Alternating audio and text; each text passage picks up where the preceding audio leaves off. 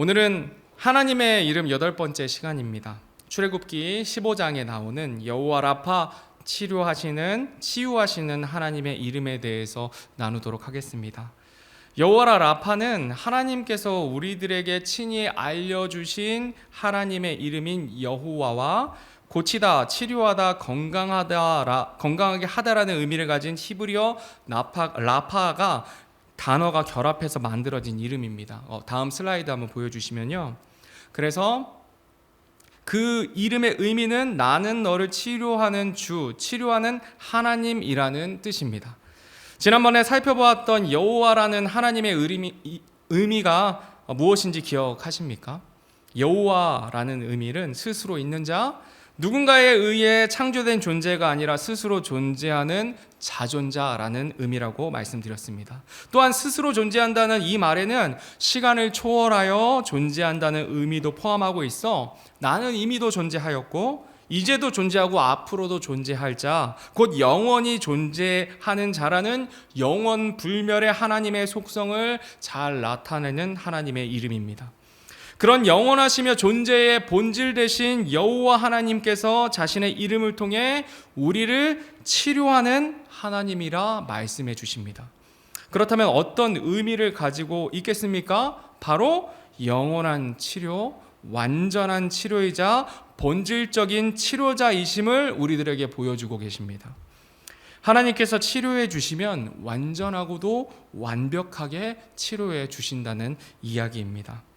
이제부터 여호와 라파의 하나님의 이름이 나오는 사건을 살펴보면서 그 이름의 의미와 우리에게 주시는 교훈에 대해서 나누도록 하겠습니다. 오늘 본문 22절 말씀을 한 목소리로 읽겠습니다. 시작.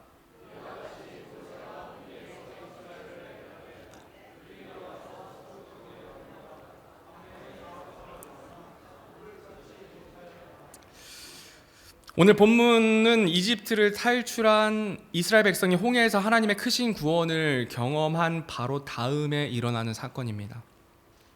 이집트의 군대에 추격을 받았던 이스라엘 백성들이 홍해가 갈라지고 이집트 군대가 모두 수장당하는 크고 놀라운 하나님의 기적을 경험하였습니다. 그리고 홍해를 건너 춤을 추고 기뻐함으로 하나님께 감사의 찬양을 드린 지 이제 3일이 지났습니다. 비옥한 고센 땅에서 정착하여 살던 그들이 처음으로 광야를 경험하게 된 것입니다. 광야 3일 길을 걸어오면서 물을 얻지 못했고 이집트에 탈출하여 조금씩 챙겨왔던 물이 고갈되어 가고 있었습니다. 그리고 얼마 지나지 않아 저 멀리에 물이 있는 곳을 발견하게 됩니다. 아마도 멀리서 물을 발견했을 때 모든 이스라엘 백성들은 환호성을 질렀을지도 모릅니다. 이집트 땅에서 고된 일을 하였지만 행군이라는 것을 해본 적도 없었고 나일강이라는 큰 강가에 살아가면서 물이 부족한 상황을 겪어보지 못했기 때문에 물이 없는 환경은 더더욱 고통과 두려움으로 이스라엘 백성들에게 다가왔을 것입니다. 더군다나 건장한 어른들만 있는 것이 아니고 아이들이 목마르다고 찡얼거리면 정말 상상만 해도 눈앞이 깜깜합니다. 어른이야 어느 정도 참겠지만 내 자식이 물이 없어 고통 중에 있다면 마음이 정말 어려웠을 것 같아요. 어렵다 못해 두려웠을 것 같습니다. 사람이 음식을 먹지 않고는 한 달 정도 버틸 수 있다고 합니다. 그런데 물이 없으면 3일에서 5일 정도 겨우 버틸 수 있다고 합니다. 물이 없는 3일이라는 시간은 사람에게 있어서 정말 두려운 시간인 것입니다. 그런 고통과 두려움 가운데 있다가 멀리서 오아시스를 발견하게 되었습니다. 그 순간 이제는 살았다라는 안도감과 기쁨, 어떤 절망과 두려움이 희망으로 변화되었을 것입니다. 그런데 그것도 잠시고 어렵게 찾은 그 오아시스에 다가가 보니 사람이 먹을 수 없는 오염된 물이었습니다. 희망이 사라지게 되었을 때 더욱더 큰 절망이 되는 법입니다. 또한 이스라엘 백성들은 이 오염된 물이 가지고 오는 결과를 두 눈으로 똑똑히 목격했던 민족입니다. 하나님께서 이스라엘 민족을 내보내지 않는 이집트 땅의 여러 가지 재앙으로 심판하실 때 첫 번째 재앙이 바로 물이 피가 되어 먹을 수 없게 되는 재앙이었습니다. 이 재앙을 시작으로 해충과 질병이 이집트 백성들을 치는 모습들을 그들은 눈으로 똑똑히 목도하였습니다.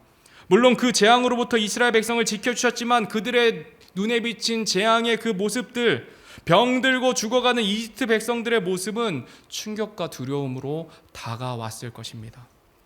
오늘 본문 24절 말씀 함께 읽겠습니다. 시작. 백성이 모세에게 불평하여 이르되 우리가 무엇을 마시리요 하매, 이스라엘 백성은 하나님께서 자신들을 이집트에서 이끌어내기 위해 행하신 많은 재앙들로부터 지키심과 불과 3일 전에 홍해가 갈라져서 자신들을 이집트 군대의 손에서 건지신 하나님의 크고 놀라우신 능력은 잊어버린 채 하나님께서 세우신 모세를 향해 불평하기 시작합니다. 3일이 지났습니다. 여기서 한 가지 중요하게 봐야 될 사실은, 이스라엘 백성들은 하나님을 직접적으로 원망하는 것이 아니라 하나님께서 세우신 그 사람을 원망했다는 것입니다. 그러나 하나님께서는 세우신 사람을 원망하는 것이 곧 하나님 자신을 원망하는 것으로 여기셔서 이스라엘 백성들을 책망하고 징계하는 모습을 우리는 성경을 통해 계속 보게 됩니다. 그렇다면 무엇입니까? 우리의 불평과 원망이 누군가 때문에 내가 이렇게 힘들게 되었다는 남의 탓하는 것은 하나님 보시기에 하나님을 원망하는 것이며 하나님을 탓하는 것이 된다고 말씀을 통해서 우리들에게 알려주고 계신 것입니다. 어떤 안 좋은 결과가 나올 때 사람은 정말 남의 탓 진짜 많이 하는 것 같습니다. 저도 부끄럽지만 남의 탓할 때가 많이 있습니다. 저의 베스트 프렌드이자 아내가 저의 아내 탓을 제가 할 때가 많이 있는데요. 예전에 어느 개척교회의 헌당 예배 때 특송을 부탁받아서 아내와 함께 간 적이 있습니다.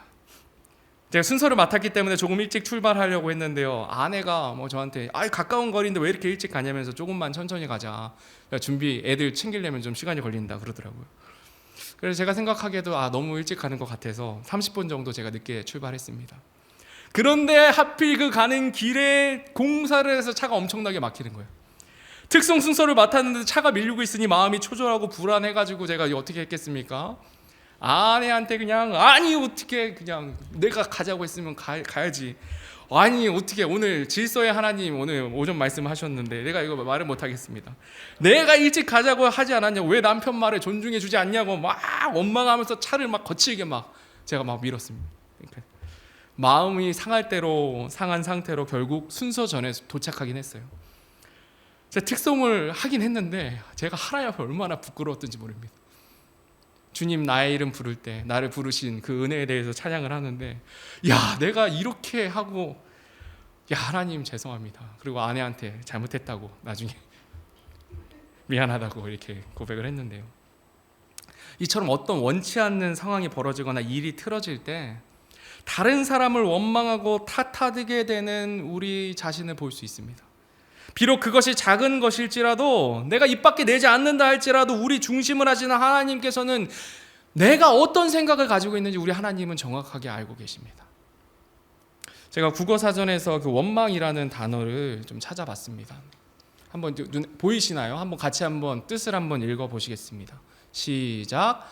못마땅하게 여기어 탓하거나 불평을 품고 미워함. 불평을 품고 미워하는 것이 원망입니다. 원망은 그냥 단순히 불평하는 것이 아니에요. 원망하는 것은 그 안에 누군가를 미워한다는 것이 포함되어 있다는 것입니다. 요한일서 3장 15절 말씀에 이렇게 되어 있습니다. 누구든지 자기 형제를 미워하는 자는 살인하는 자니 살인하는 자 속에는 영원한 생명이 거하지 아니하는 줄 너희가 아느니라.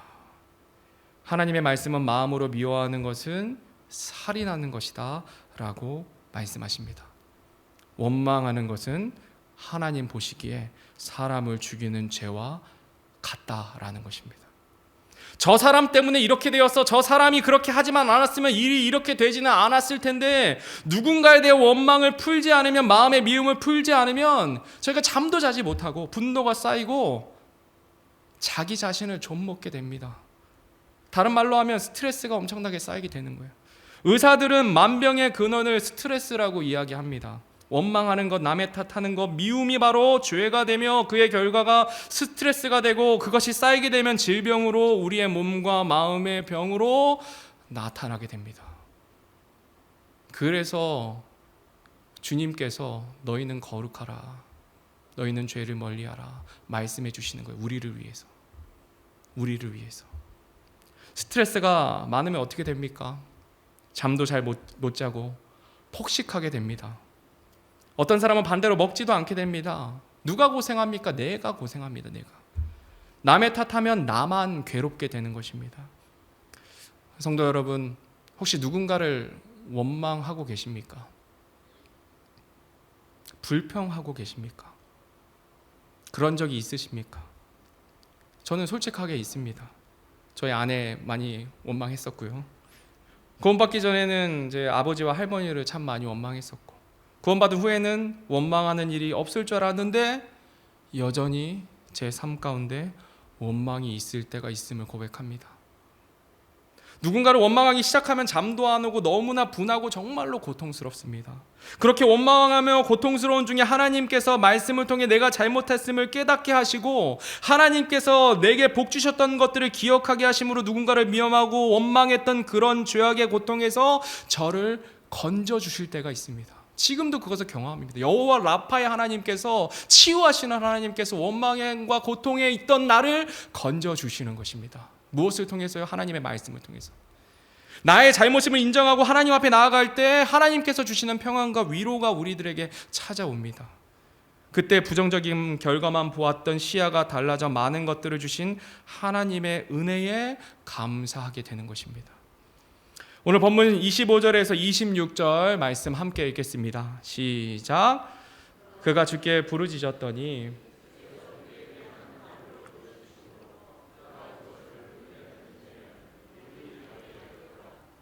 거기서 그분께서 그들을 위하여 법규와 규례를 정하시고 거기서 그들을 시험하시며 이르시되 내가 주 내 하나님의 음성에 부지런히 귀를 기울이고 그의 눈앞에서 옳은 것을 행하며 그의 명령들을 귀담아 듣고 그의 모든 법규를 지키면 내가 이집트 사람들에게 내린 이 질병 중 하나도 너희에게 내리지 아니하리니 나는 너를 치료하는 주니라 하시니라.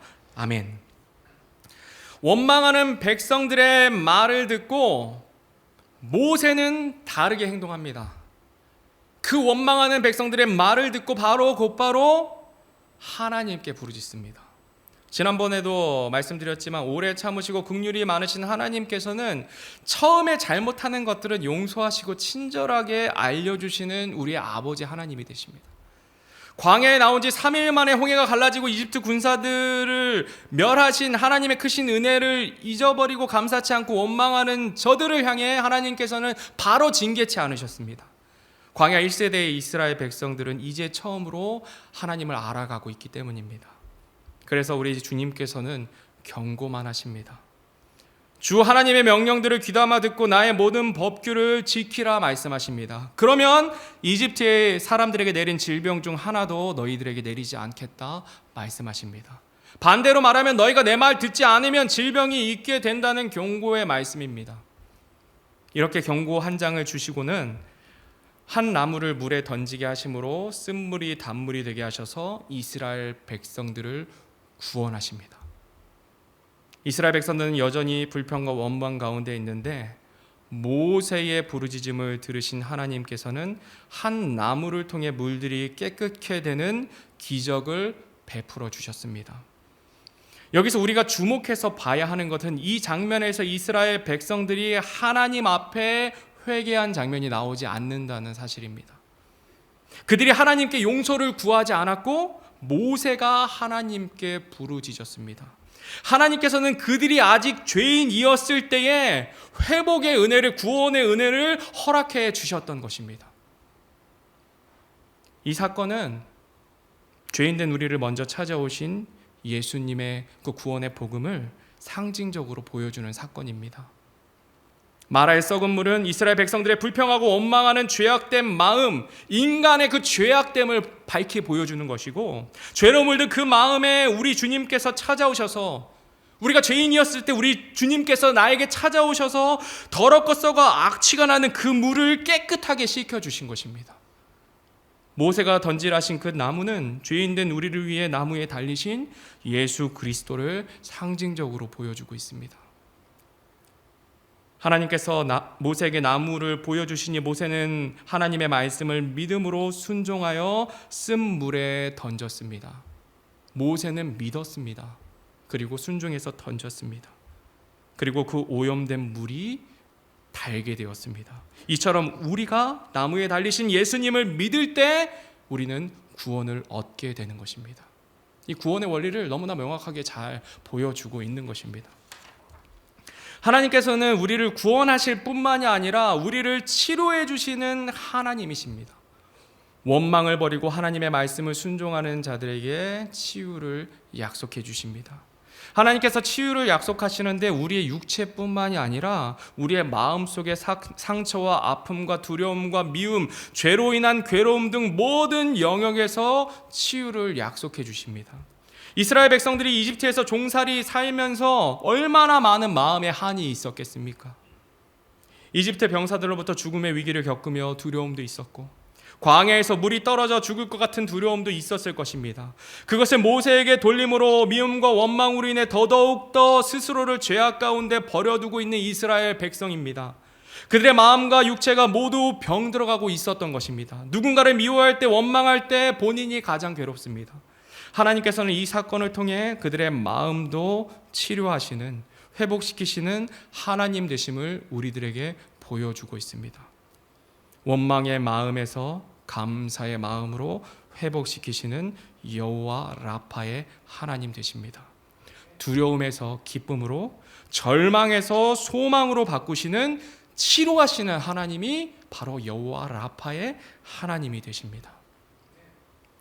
오늘 본문 말씀을 통해서 하나님께서 우리들에게 주시는 교훈이 한 가지가 있습니다. 우리 다음 슬라이드 넘겨주시고 한 목소리를 한번 읽어보겠습니다. 같이 읽겠습니다. 시작. 원망하지 말고 기도하자. 원망하지 않고 하나님을 의지하고 하나님께 부르짖는 것, 원망하지 말고 기도하는 것, 이것이 하나님께서 우리들에게 오늘 본문 말씀을 통해서 주시는 교훈입니다. 먼저는 원망하지 않는 것입니다. 남의 탓하지 않는 것, 어떤 상황이 왔을 때 나의 모습을 먼저 돌아보는 자세가 필요합니다. 부족하고 어려운 상황 가운데 이스라엘 백성처럼 원망하는 것이 아니라 모세와 같이 하나님께 간구하는 것이 하나님께서 우리들에게 바라시는 태도인 것입니다. 물이 없는 상황 가운데 이스라엘 백성들이 모세와 같이 하나님께 부르짖었다면 하나님께서 물을 주시지 않으셨겠습니까? 반드시 주셨을 것입니다. 그들의 간구를 들으시고 분명 물을 주셨을 것입니다. 자녀가 목이 말라 물을 달라 하는데 주지 않는 부모가 어디 있겠습니까? 불평하지 않고 원망하지 않고 간구했다면 그 모습을 기쁘게 받으시고 더한 것으로 채우셨을 것입니다.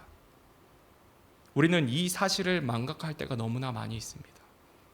하나님께서 주신 은혜와 복을 잊어버릴 때가 너무나 많이 있습니다. 모세와 같이 어떤 상황이 와도 원망과 불평이 아니라 하나님을 의지하는 저와 여러분이 되기를 바랍니다. 가장 먼저 하나님께 기도하는 저와 여러분이 되기를 간절히 바랍니다. 옆 사람에게 이렇게 권고해 주셨으면 좋겠습니다. 다음 슬라이드 넘겨주시고요. 어떤 상황이 와도 원망하지 말고 기도합시다 라고 옆 사람들에게 권면해 주시기 바랍니다. 어떤 상황이 와도 원망하지 말고 기도합시다. 아멘. 옆에 분들 다 들으셨죠? 증인이세요, 증인. 원망하실 때 저번에 그러지 않으셨냐라고 속으로만 생각해 주시기 바랍니다. 어쨌든 원망하지 말고 기도하는 것이 하나님께서 우리들에게 원하시는 자세이고 태도입니다. 우리 본문 27절 말씀 함께 읽겠습니다. 시작. 그들이 엘림에 이르렀는데 거기에 우물 12개가 있었고 종려나무 70그루가 있었더라. 그들이 거기서 물들 옆에 진을 치니라. 아멘. 우리 하나님께서는 이스라엘 백성에게 불평하지 않고 주님께 기도할 때 주시는 축복이 무엇인지 정말 눈으로 볼 수 있도록 어린아이에게 알려주시듯 우리들에게 보여주고 계십니다. 엘림이라는 곳에 이르러 물샘 12과 종려나무 70그루가 있는 곳을 예비하시고 그들에게 보여주십니다. 그곳으로 인도해 주십니다. 12지파에게 부족함이 없도록 또 그들이 싸우지 않도록 12우물을 준비해 주셨습니다. 거기에 더해서 종려나무 70그루를 준비해 주셨는데요. 이 종려나무는 그 다음 슬라이드 넘겨주시면요, 생명나무라고 불릴 정도로 당도가 굉장히 높은 열매를 많이 맺는 나무입니다. 혹시 아시나요? 저 드셔보셨나요? 저는 먹어봤는데요. 우리나라에서는 대추야자라고 불립니다. 비타민과 칼륨, 식이섬유도 풍부해서 기력 회복 및 원기 회복, 스태미너 보충용으로 활용되고 마그네슘이 풍부하고 항산화 물질도 다량 함유되어 있고 피부 질환도 고치고 아토피도 좋은 굉장히 좋은 열매예요. 거기에 더해서 식이섬유가 풍부해서 변비에도 그렇게 좋대요. 정말 생명나무라고 불릴 나무예요. 정말 필요한 거 딱 주신 거예요, 하나님께서. 그죠? 또한 이 대추야자는 한 번 열리면 한 나무에 100kg 열매가 맺힌다고 합니다. 엄청나게 많잖아요. 그런데 하나님께서는 무려 70그루의 종려나무를 예비해 두셨습니다. 모세가 부르짖었을 때, 원망하지 않고 부르짖었을 때 하나님께서 우리 눈에 보여주시는 거예요. 어떻게 하시는 것인지. 70그루면 7톤 정도입니다. 100kg씩 70kg니까 7톤. 하나님께서는 물과 함께 이스라엘 백성들이 충분히 먹을 수 있는 몸에 좋은 열매를 예비해 두신 것입니다. 정말 완전 식품 아닙니까? 아까 제가 계속 얘기했던 그 엄청나잖아요. 정말 건강하게. 이처럼 하나님께서는 자신의 백성들의 필요를 아시고 더한 것도 채우시는 분이심을 이스라엘 백성들에게, 또한 우리들에게 알려주고 계십니다.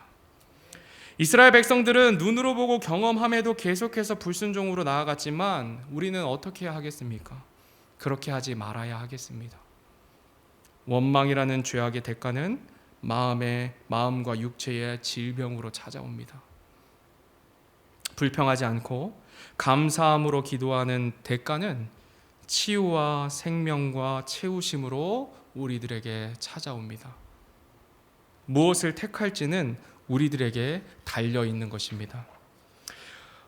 모세와 같이 위기의 순간에 주님을 찾고 의지할 것인지 아니면 불평과 원망으로 살아갈 것인지 하나님께서는 우리들에게 양자택일로 딱 보여주고 계신 것입니다. 성도님들께서는 어떤 것을 택하시겠습니까? 어떤 순간에도 하나님을 의지하는, 하나님을 선택하는 저와 여러분이 되기를 간절히 바랍니다. 마지막으로 오늘 우리가 살펴본 하나님의 이름은 여호와 라파, 나를 치료하시는 하나님이라 말씀드렸습니다. 서두에 존재의 본질 되신 영원하신 하나님께서 우리를 치료하시면 영원한 치료, 완전한 치료, 궁극적인 치료라고 말씀드렸는데요. 우리가 때마다 병중에 계신 성도님들을 위해 간절히 기도합니다. 하나님께서 우리의 간구를 들으시고 회복시키시는 은혜를 우리는 지금도 삼산 단톡방을 통해서 우리 주변의 지인들을 통해서 경험하고 있습니다. 그러나 결국 육체를 가진 우리는 쇠하여지고 주님 부르실 때 몸은 흙으로 돌아가고 구원받은 우리의 영혼은 주님 품으로 돌아가게 됩니다. 이렇게만 보면 온전한 치유가 되지 않는 듯처럼 보입니다.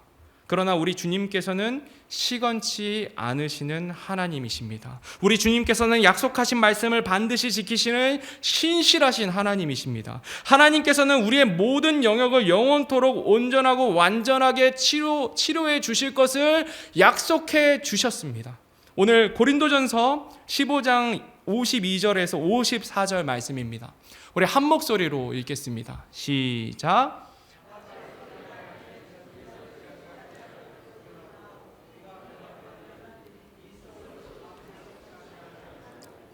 이 죽을 것이 반드시 죽지 아니함을 입으리로다. 그리하여 이 썩을 것이 썩지 아니함을 입고 이 죽을 것이 죽지 아니함을 입을 때에는 기록된 바 사망이 승리 가운데 삼켜졌도다 하신 말씀이 성취되리라. 아멘. 나팔 소리가 울려 퍼지는 그날 주님 우리를 부르실 때에 우리는 여호와 라파, 치료자 되신 하나님의 궁극적인 치료를 경험하게 될 것입니다. 반드시 경험하게 될 것이에요. 그날에 우리가 주님과 같은 몸으로 변화될 때에 우리의 몸의 모든 약하고 병들었던 부분은 새로워지고 온전하고도 완전하게 회복될 것입니다. 배고프거나 지치지 않고 늘 샘솟는 활력 가운데 영원 무궁토록 주님과 더불어 살아가게 될 것입니다. 성도님들 중에 만성 비염을 앓고 계신 분들이 있는 줄로 알고 있습니다. 한 형제님은 주님 오시는 그날에 코가 뻥 뚫리는 그날을 소망한다라고 몇 번 간증을 하셨어요. 각종 알러지와 만성적인 질병 가운데 고통 중에 계신 성도님들께서는 주님 오시는 그날에 완전하고도 완벽하게 치료해 주실 것입니다. 그리고 여호와 라파 치료자 되신 하나님의 궁극적인 치료 가운데는 육체적인 영역뿐만이 아니라 우리의 지, 정, 의의 모든 영역도 온전케 해주십니다. 우리의 마음과 생각의 영역도, 우리의 지식도, 우리의 감정도 주님께서 완전하게 회복시켜 주실 것입니다. 저는 개인적으로 이 부분이 가장 기대가 되어서 주님 오실 그날을 소망합니다. 구원받았지만 죄성을 가진 육체로 이 땅 살아가면서 가장 괴로운 부분이 죄된 생각에 빠져 살아갈 때가 정말 너무나 괴롭습니다. 죄로 인해 마음의 병이 생기고 이 마음의 병은 우리 주님의 말씀이 아니고서는 치료될 수가 없습니다. 언제나 주님께서 말씀으로 회복시켜 주시는 것을 경험하지만 또다시 오늘 이스라엘 백성들처럼 불평하고 원망하고 교만하고 나의 생각과 내 뜻대로 살아가는 죄된 나의 모습으로 주님의 말씀께서 나를 비춰주실 때 얼마나 괴로운지 몰라요. 제가 성도님도 그러지 않으십니까? 거룩하게 살길 바라는데, 예수님 닮고 살고 싶은데 너무나 그러지 못할 때가 나 자신을 볼 때 얼마나 괴로운지 모르겠습니다. 믿음이 없어 걱정과 근심으로 하나님을 바라보지 않고 나 자신의 집중함으로 죄 중에 있을 때가 너무나 많이 있습니다. 그러나 주님 오시는 그날에는 죄 짓지 않는 몸으로 우리를 온전케 해 주실 것입니다. 우리가 살아도 죄 짓지 않아요. 사람을 대할 때 온전하게 사랑할 수 있습니다. 마음을 다해서 사랑할 수 있습니다. 계산하지 않을 수 있습니다. 그래서 주님 오시는 그날을 제가 소망합니다. 여호와 라파의 하나님께서 우리의 몸과 마음과 생각의 영역을 온전하게 치료해 주실 것입니다. 이것이 바로 여호와 라파의 하나님께서 약속하신 완전한 치료입니다. 성도 여러분, 그날이 소망되지 않으십니까? 우리의 인생에 가장 여러 가지 어려움이 있을 때에 여호와 라파 대신 나의 치료자 되신 주님을 소망함으로 험한 세상을 이기는 저와 여러분이 되기를 간절히 바랍니다. 오늘 하루도 앞으로 주님 오시는 그날까지 여호와 라파 치료하시는 하나님을 기억하고 소망함으로 감사와 기도로 나아가는 저와 여러분이 되기를 간절히 바랍니다. 우리 다 같이 일어나셔서 찬송가 810장 주님 오실 그날을 고대하는 마음으로 오늘 말씀 생각하시면서 그날 다가오네 찬양하시고 폐회 기도함으로 예배를 마치도록 하겠습니다.